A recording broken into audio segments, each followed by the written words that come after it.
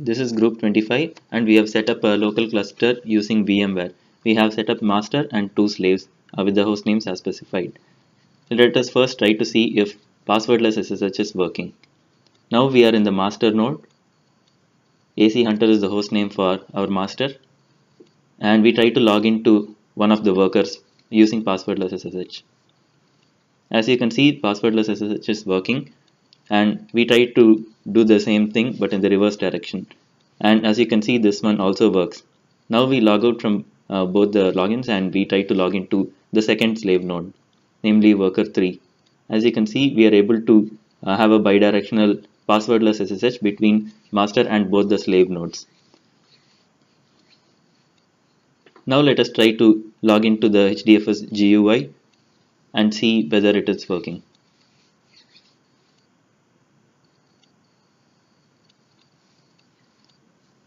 This is our Hadoop UI, and as you can see, the master is active.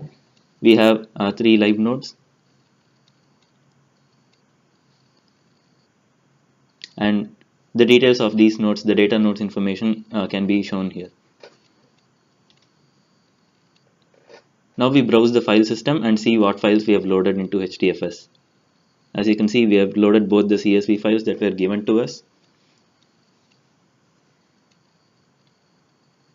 Now let us look at our Spark UI and see whether it is configured correctly.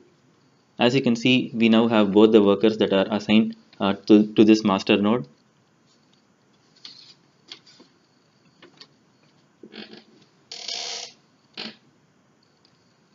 Now we look at our Scala shell. We already have our Scala shell loaded up, and our program is here. We'll procedurally look at all the tasks that are assigned and see how that command executes. Now this is the command file that we use to load up our Spark shell. As you can see, it loads it with all the GeoSpark dependencies and a network timeout. This is the command we used, and the login is shown in the other tab. And as you can see, it has correctly loaded up the dependent jar files, and the master node is correctly assigned.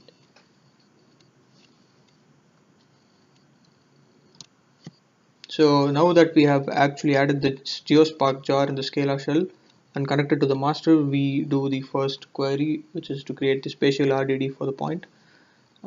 We do the import statements required for all the classes that we need for this particular project.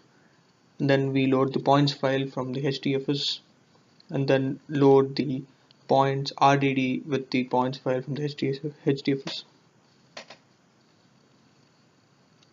Now for the second task, which is to perform spatial range query on the points RDD without index. So we have written the query envelope which is given to us in the assignment specification, and then we use the spatial range query method and do a count of the results, which is 445, which is as expected. Then we build, in the second task, we build the R3 index on the point RDD and then query again to get the count to perform the spatial range query with the index. And it is also 445 as expected.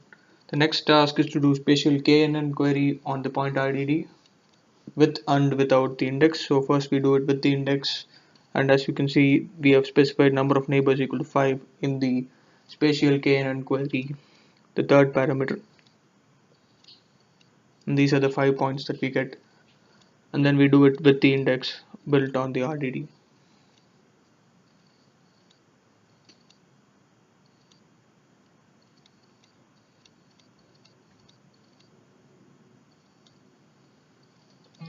Then we move to the fourth task in the project, which is to do spatial join query. So the first thing we do is to we load the rectangles file, which is given to us, the zcta 510.csv.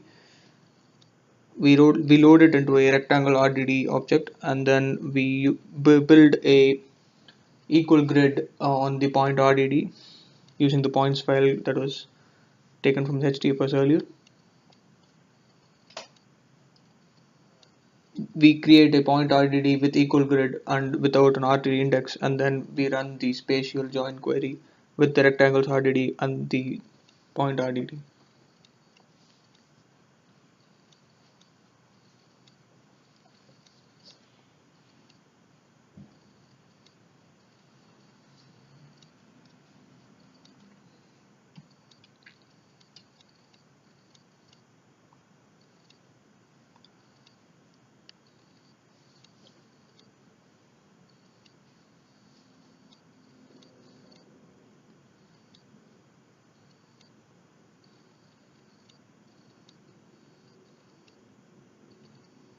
So as you can see that the spatial join query takes some time to execute.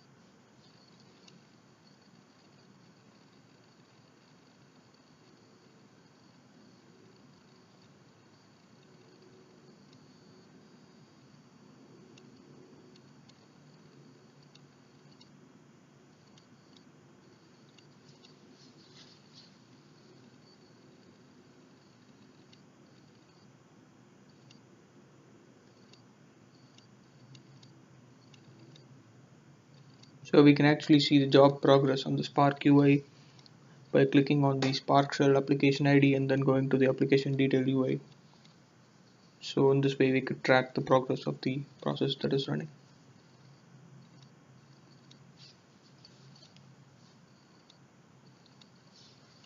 The output of the spatial join query is expected to be an envelope which is like a rectangle, and then within the envelope the number of points inside, because we actually joined a rectangle and a point RTD, so which is as expected. Now we move on to the next query where we build a R tree on top of the equal grid for the point RTD and run the same query again.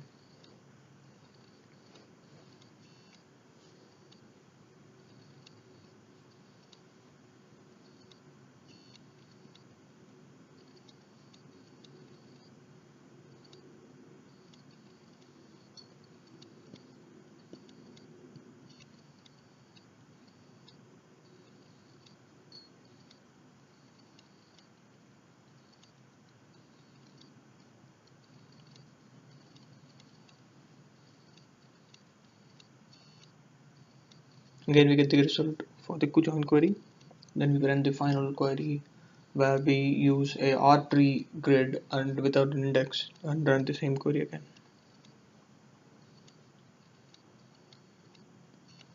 When we run the spatial join query with the index, we use the method spatial join query using index, and without the index we use the normal spatial join query method.